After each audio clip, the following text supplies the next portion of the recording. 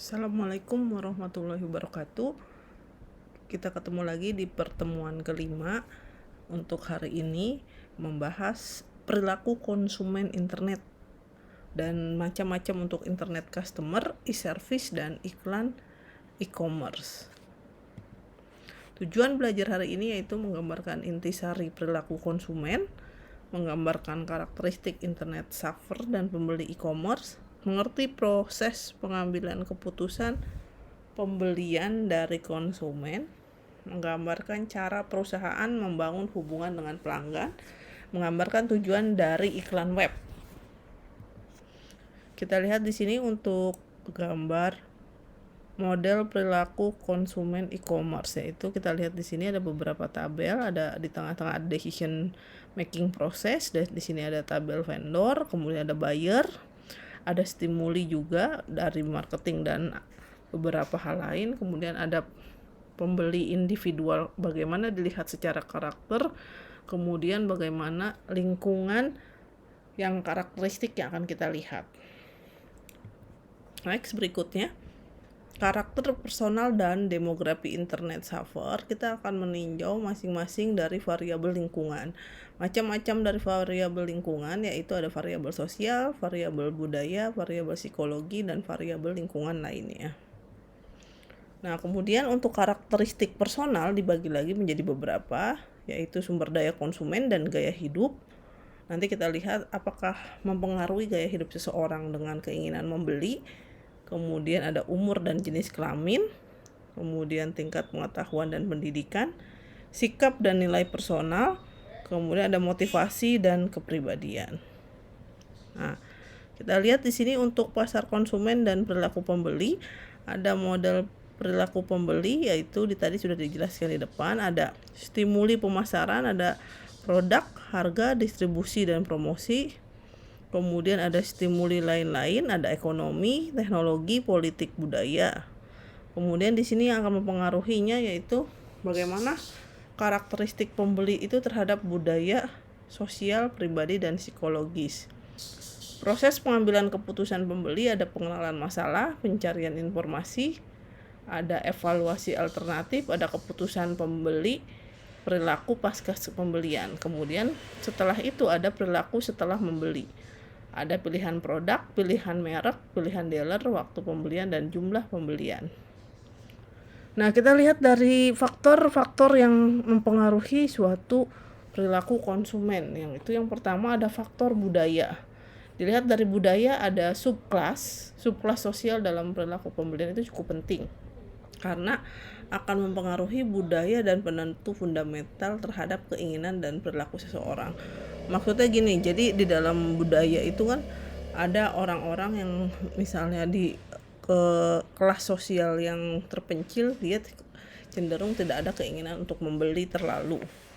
Ketika gaya hidup orang di budaya kota besar, dia akan mempengaruhi keinginan untuk membeli.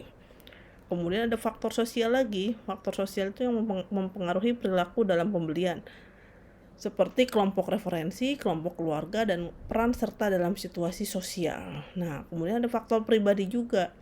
Faktor-faktor pribadi yang melekat pada diri pembeli itu ada usia, ada gaya hidup, dan ada pekerjaan. Nah, kita lihat beberapa faktor yang mempengaruhi tahap hidup pembelian, kondisi perekonomian, dan kepribadian, dan konsep diri. Kita lihat dulu yang pertama, gaya hidup. Gaya hidup atau lifestyle, jadi pola kehidupan seseorang yang dapat ditampilkan dengan aktivitas minat dan pendapat. Kemudian gaya hidup menampilkan potret jati diri sepenuhnya dari seseorang yang berinteraksi dengan lingkungan. Jadi sekarang lebih cenderungnya orang lifestyle-nya itu banyak yang tidak sesuai dengan realitanya. Ketika dia sudah banyak bergaul dengan lingkungan luar, maka yang ditampilkan adalah lifestyle mereka dengan lingkungan sehari-harinya. Kemudian ada kepribadian dan konsep diri. Kepribadian itu sekumpulan sifat psikologis yang ada pada diri manusia yang menimbulkan respon yang relatif, konsisten, dan bertahan lama terhadap lingkungannya. Bahkan merupakan karakteristik yang melekat pada diri seseorang. Nah, kita lihat ini beberapa psikologis yang bisa kita lihat. Jadi psikologis ini ada 8 tipe, ada inovator, Ada pemikir, ada pencapaian keberhasilan, bagaimana pencari pengalaman, bagaimana pemercaya, kemudian bagaimana berusaha kelas, bagaimana dia pembuat dan bertahan. Nah ini untuk masing-masing ini dia mempunyai karakteristik yang berbeda. Nanti bisa dibaca sendiri uraiannya. Nah ini beberapa dari psikologis yang tadi, yang ini, jadi dia akan mempengaruhi jumlah uang yang akan dibelanjakan di internet. Dari sisi tahun dan experience juga akan menimbulkan grafik yang berbeda tiap tahunnya. Nah kemudian apa sih pengambil keputusan untuk membeli dari sisi konsumen? Jadi istilah orang-orang dalam mengambil keputusan untuk membeli itu ada beberapa. Yang pertama ada inisiator, atau mengusulkan atau memikirkan untuk membeli produk atau service tertentu. Jadi ada orang yang inisiator tuh, banyak orang-orang yang memutuskan dulu baru mikirin saya mau beli baju atau enggak ya gitu.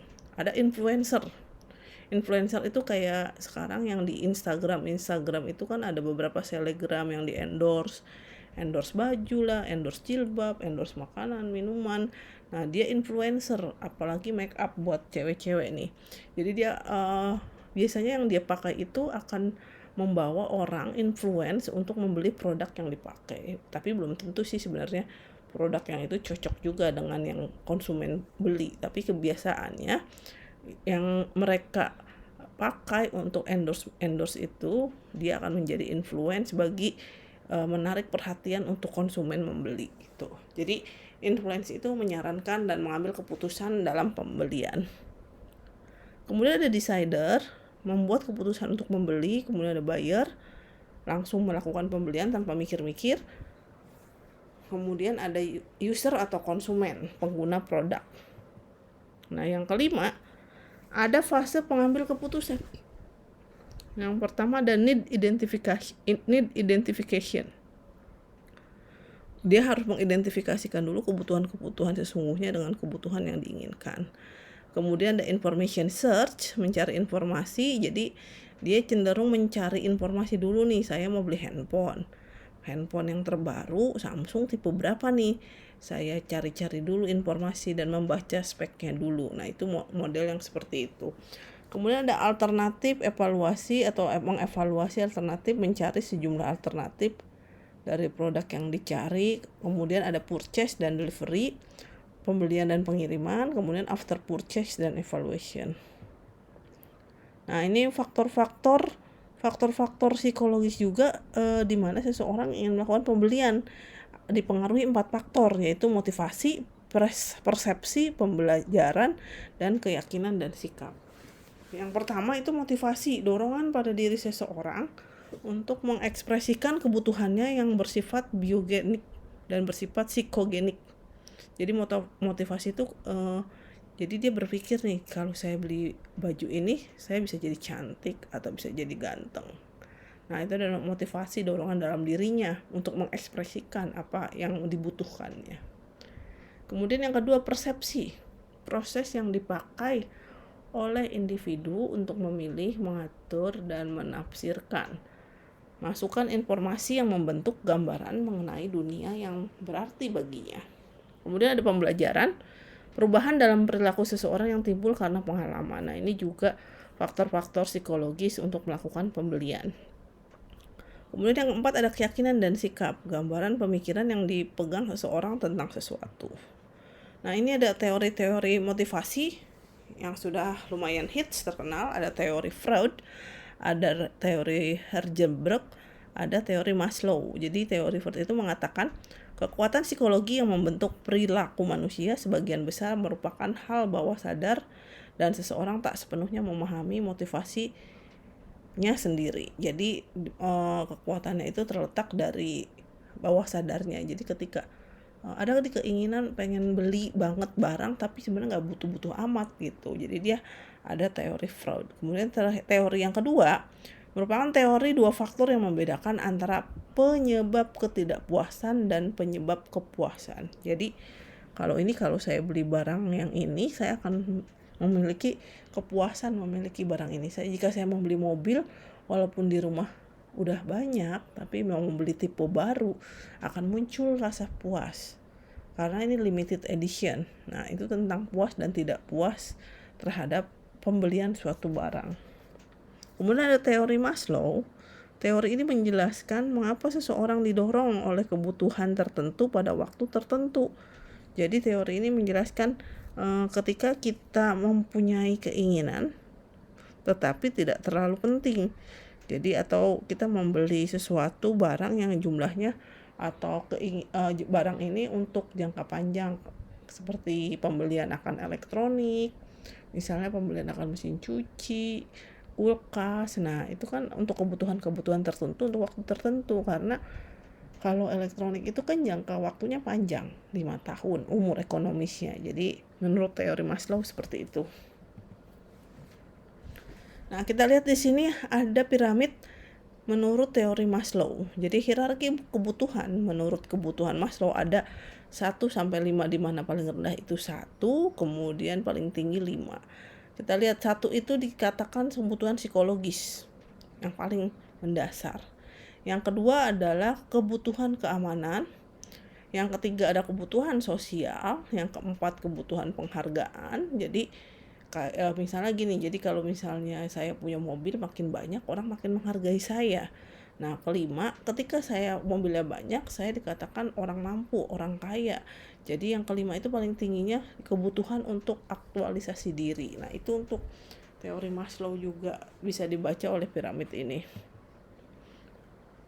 Kemudian ada peran dalam keputusan pembelian. Nah, keputusan pembelian atau kita membeli suatu barang ada perannya, yaitu yang pertama inisiator, pemberi pengaruh, pembeli, pengambilan keputusan, sama pengguna. Nah, ini peran-peran yang kita jadikan beberapa proses untuk keputusan pembelian.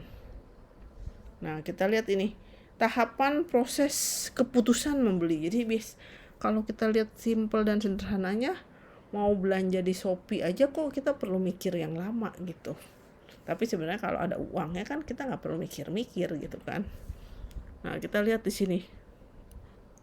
Pertama yang di tabel yang atas, keterlibatan perilaku dari pembelian. Nah, ini kita lihat tabel yang pertama, perbedaan besar antara merek. Jadi perilaku membeli itu rumit. Jadi dia dilihat dari besar atau tidaknya merek tersebut. Kemudian perilaku lebih membeli mencari variasi. Jadi dari merek itu dia membandingkan. Kemudian perbedaan kecil antara merek. Jadi yang berikutnya, perilaku itu membeli itu berusaha mengurangi ketidaknyamanan. Maksudnya gimana? Kalau saya beli yang bermerek berarti udah jaminan nih barangnya bagus. Tapi ketika saya tidak membeli yang murah tapi tanpa merek, berarti saya merasakan tidak nyaman karena barang yang saya beli bisa cepat rusak gitu. Kemudian perilaku membeli karena sudah kebiasaan. Nah, ini kebiasaan membeli yang murah gitu bisa jadi. Tapi yang lebih kelihatan jadi keterlibatan rendah, dia lebih mencari variasi.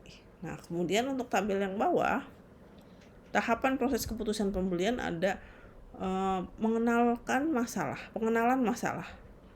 Jadi apakah butuh atau tidak suatu barang? Kita lihat dulu nih pengenalan masalahnya. Kemudian pencarian informasi. Kemudian dievaluasi alternatifnya. Kemudian baru keputusan membeli, baru muncullah perilaku setelah pembelian. Nah, ada beberapa sumber informasi dalam keputusan untuk menuju pembelian. Yang pertama, maksudnya gini, kita kalau mau membeli sesuatu itu sumber informasinya dari mana sih? Kita ingin membeli suatu produk atau barang, sumber informasinya dari mana?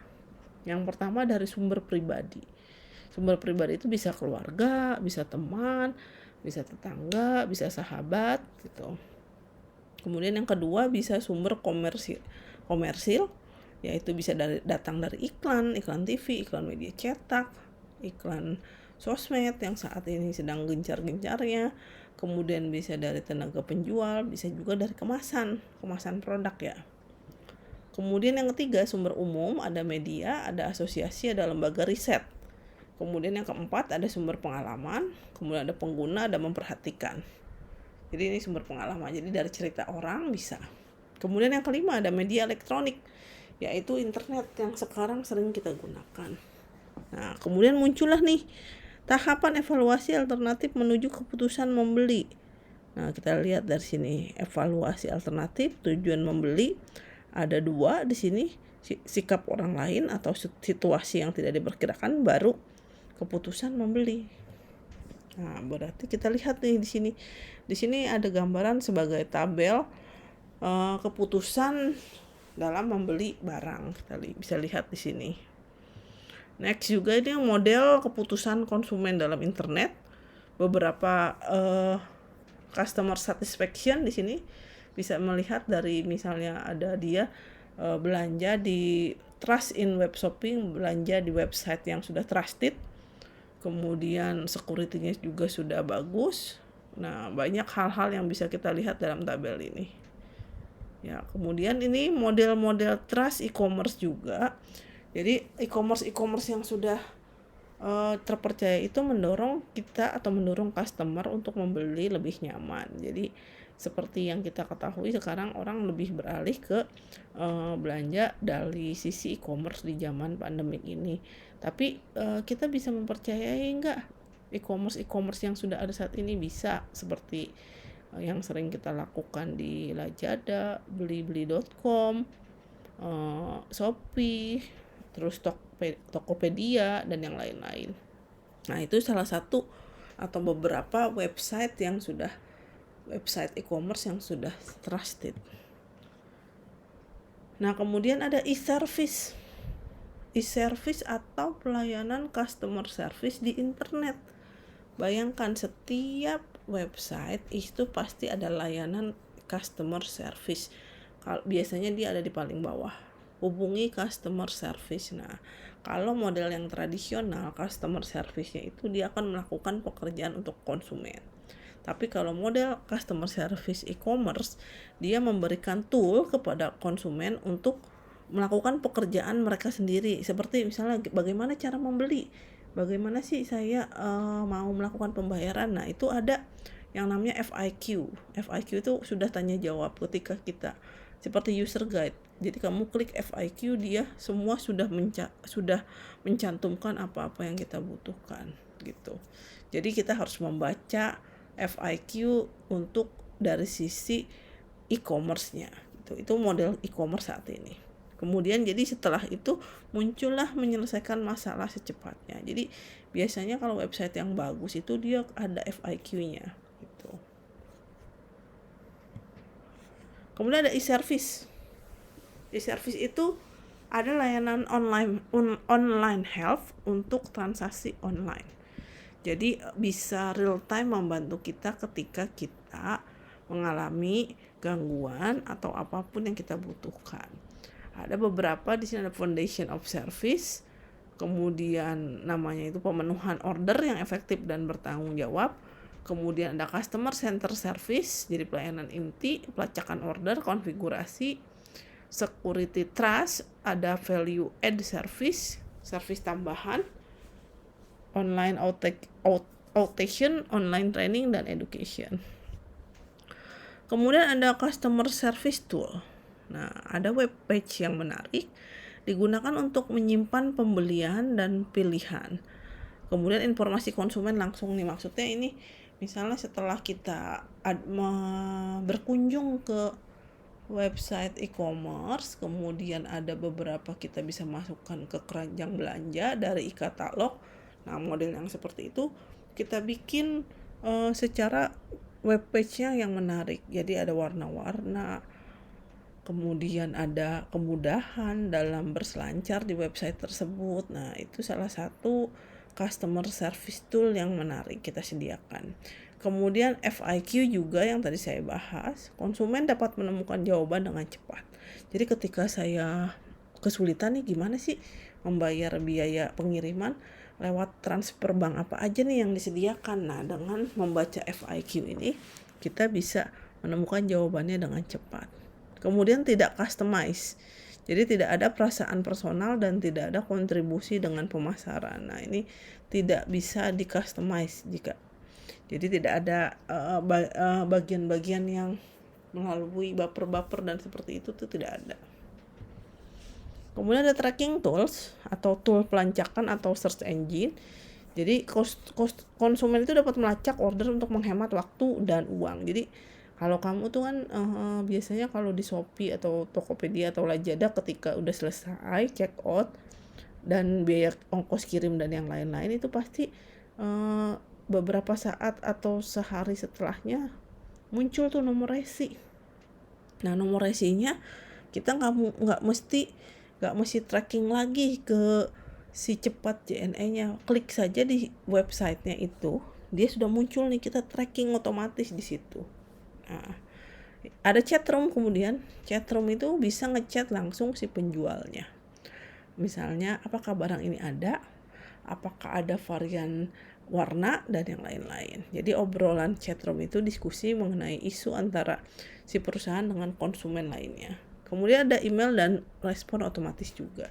Nah, biasanya nih kalau misalnya website e-commerce ketika dia sudah membeli ada respon otomatis. Jadi setiap kali kamu klik e-katalog sudah masuk ke keranjang, sudah melakukan check out, dia langsung notifikasi ke email otomatis. Terima kasih sudah membeli pada toko kami. Kami tunggu pembayaran selama 4 jam dari sekarang. Nah, terus kamu bayar nih. Ketika bayar, ada lagi muncul notif terima kasih sudah melakukan pembayaran. Harap kakak menunggu untuk produk yang akan kami kirimkan atau kami shipping. Nah, seperti itu. Jadi selalu notifikasinya itu up to date dan real time. Itu namanya customer service tool. Kemudian ada help desk dan call center. Help desk dan call center itu customer service yang nyata. Jadi setiap website itu biasanya ada nomor yang tercantum call center, itu bisa kita telepon 1 kali 24 jam. Kemudian ada troubleshooting tools, memandu konsumen dalam memecahkan permasalahannya. Nah, kemudian ada iklan web. Kenapa sih kita butuh iklan web? Jadi kenapa kita butuh iklan web? Pertama, 3/4 pemakai PC tidak menggunakan beberapa waktunya untuk menonton TV. Kemudian pendidikan yang tinggi, pengguna internet itu berpendapatan besar tujuannya dari advertise. Iklan juga harus diupdate setiap waktu dengan biaya minimum, menghemat waktu dan sangat akurat. Kemudian iklan juga bisa menghasilkan jumlah potensial pembeli yang sangat besar di seluruh dunia, karena orang tuh zaman sekarang udah nggak ada waktu membaca. Jadi ketika iklan mempromosikan sesuatu itu lebih menghemat waktu. Kemudian zaman sekarang iklan online itu sangat lebih murah dibandingkan dengan TV, surat kabar, atau iklan radio. Nah, kita lihat iklan web dapat secara efektif dalam menggunakan teks, audio, grafik, dan animasi. Jadi kalau kamu lihat nih, kalau iklan di web itu suka ada yang muncul nih pop up atau langsung link YouTube berupa teks berjalan atau audio atau grafik atau animasi dan semacamnya. Kemudian iklan juga secara mudah menggabungkan games, bisnis, dan promosi.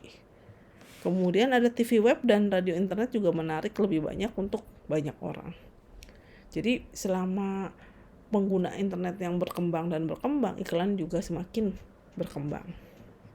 Nah, ini kurva dari beberapa media yang digunakan untuk mempengaruhi berbagai macam pembelian. Dilihat dari bisa ada iklan melalui radio, TV, kemudian TV kabel, dan internet. Nah, ini beberapa grafiknya. Tahun ke tahun dia mengalami pelonjakan, kenaikan. Nah, kemudian kita lihat market research pada e-commerce. Pertama, kita akan bertujuan mencari hubungan antara nih konsumen, produk, metode marketing, para marketing melalui informasi. Kemudian bagaimana meningkatkan pelayanan terhadap konsumen. Berarti kita harus menjelajahi kemungkinan isu-isu pada marketing, kemudian membangun rencana marketing, kemudian bagaimana pemahaman yang lebih baik tentang proses pembelian, kemudian bagaimana mengevaluasi performance marketing. Nah, kemudian apa sih jenis-jenis media iklan di internet? Ada yang berupa banner, kemudian ada iklan persegi panjang, kemudian ada iklan skyscraper, ada iklan sponsorship, ada interstitial, ada iklan classify, ada iklan meta, kemudian ada URL, ada email, dan ada chatroom. Nah, ini jenis-jenis iklan di internet. Kalau banner itu Iklan banner merupakan jenis iklan yang paling lazim digunakan internet. Jadi dua jenis iklan banner, ada keyboard banner dan random banner. Keyboard banner itu muncul ketika dilakukan query atas satu kata pembuka di search engine. Misalnya kamu ketikkan Indomie, nah jadi dia langsung muncul Indominya dalam teks ataupun dalam nanti image atau bisa jadi video yang muncul. Kemudian ada random banner muncul secara acak. Keuntungan menggunakan banner ialah kemampuan dalam melakukan customisasi iklan dan audiens yang menjadi sasaran. Nah, beberapa banner itu ada banner swapping dan ada banner exchange. Banner swapping itu dilakukan bila perusahaan A setuju untuk menampilkan sebuah banner perusahaan B dengan imbalan perusahaan juga mau menampilkan iklan perusahaan A. Jadi ada dua buah perusahaan yang melakukan kolaborasi untuk mengiklankan bergantian gitu. Itu banner swapping. Kalau banner exchange, dia tukar banner biasanya dilakukan untuk melakukan perdagangan yang dilakukan oleh 3 partner oleh lebih. Nah, ini macam-macam banner ya. Nah, kemudian kalau iklan skyscraper berbentuk seperti iklan banner, tetapi dia memiliki secara horizontal, maka skyscraper memanjang secara vertikal. Nah, kemudian ada interstitial, merupakan iklan yang didamis pada internet yang berbentuk bermacam-macam iklan animasi yang muncul di layar ketika komputer mendownload situs web. Jadi misalnya yang kayak iklan pop up tuh ke atas muncul secara tiba-tiba atau splash screen. Nah, ini biasanya banner berukuran file 7-10 KB. Nah, ini masing-masing iklan yang tadi sudah disebutkan sebelumnya. Nah, bagaimana sih strategi merancang iklan berbaris di internet?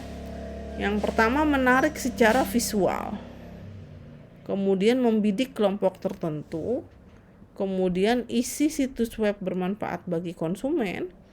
Kemudian bagaimana menekankan merek dan citra perusahaan. Kemudian iklan merupakan bagian dari strategi pemasaran. Kemudian iklan harus berhubungan dengan proses ordering. Nah, ini alasan periklanan pada e-commerce berkembang sedemikian pesat. Jadi iklan dapat diupdate sewaktu-waktu dengan biaya minimal. Karena iklan di internet selalu tampil dengan gaya baru. Kemudian iklan dapat menjangkau pembeli potensial dalam jumlah yang sangat besar dalam hitungan global. Kemudian ada iklan online, kadang-kadang lebih murah dibandingkan dengan iklan televisi, koran, atau radio. Nah, kemudian iklan pada e-commerce juga biasanya menggunakan teks, audio, grafik, dan animasi. Manfaatnya itu bisa berkembang lebih pesat. Kemudian iklan pada e-commerce juga dapat dibuat interaktif dan dibidikan ke kelompok-kelompok atau perseorangan. Nah, tujuannya itu ada iklan yang lebih informatif, berarti iklannya sudah memuat apa itu produknya, produk baru, kemudian kegunaan, varian, untuk mengurangi kecemasan dalam membeli. Jadi dia informatif sekali. Kemudian ada juga yang kedua, iklan persuasif. Jadi dia membentuk permintaan selektif terhadap suatu merek tertentu. Kemudian yang ketiga, iklan pengingat. Bertujuan mengingatkan pada produk yang sudah mapan untuk mengingatkan pembeli bahwa produk tersebut mungkin akan dibutuhkan kemudian. Jadi ada reminder. Kemudian ada iklan penambah nilai. Bertujuan untuk menambah nilai merek pada persepsi konsumen dengan melakukan inovasi, kemudian perbaikan kualitas, dan penguatan persepsi konsumen. Jadi banyak macam-macam iklan. Ada yang penambah nilai, ada yang pengingat. Kemudian yang kelima, iklan bantuan aktivitas lain yang bertujuan membantu memfasilitasi aktivitas lain perusahaan dalam proses komunikasi pemasaran. Nah, sekian untuk kuliah hari ini untuk perilaku konsumen. Saya harap dapat dipahami. Sekian dan terima kasih. Assalamualaikum warahmatullahi wabarakatuh.